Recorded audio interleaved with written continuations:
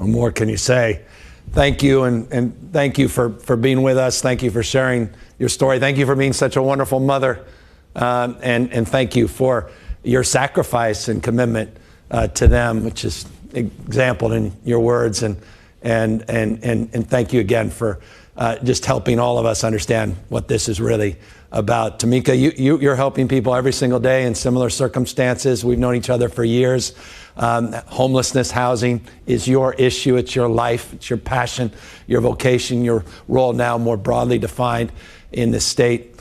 I'll pass it on to you. Maybe you could talk more about really what's at stake, what's the magnitude of the challenge in front of us, and maybe pick up, if you can, a little bit on what the pro tem and the speaker both said. And I just want to reinforce it. We're not done. None of us are naive that we have a lot more work to do. Maybe you could pick up from there. Thank you, Governor. And thank you, Speaker and pro tem. I mean, we wouldn't be here without your leadership and all of the leadership that it took for us to get to this important moment. And I think, Governor, to your point, Graciela's story represents millions of people in our state who need us right now. We had to sprint to this finish line to ensure that many folks were not going to experience homelessness or fall below parts of their lives that they couldn't imagine. But this work is a marathon.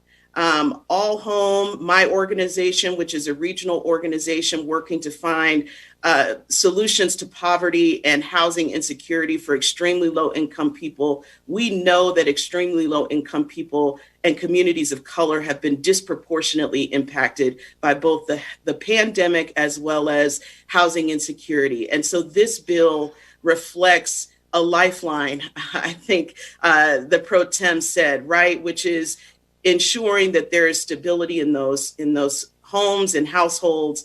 But what we have to do is make sure that these resources get directly into the hands of tenants like Graciela.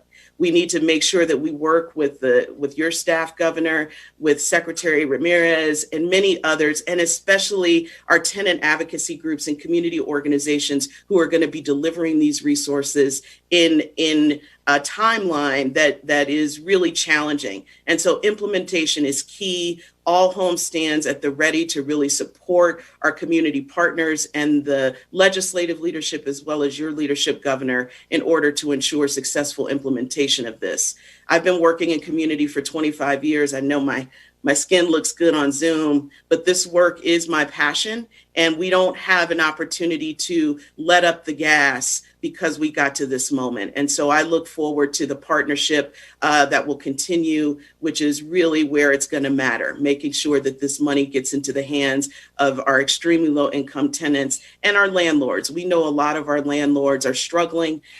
We see this as a balanced approach to ensure engagement of both tenants and landlords, but we also know that so many times tenants are left behind if we don't do this work well. So I look forward to working with all of you on making sure that we support tenants like Graciela and her family and staying in their homes. All right, Governor, I'm going to send this back to you. Happy Friday, my friend. It is great to see you, and I really appreciate your leadership on this. Thank you. And let's share your passion with action, and let's sign these bills. And I'm going to just get these things out, move forward with SB 89, SB 91, because we can't sign it soon enough. And again, deep gratitude to everyone that made this happen. Here's SB 89, official, and SB 91.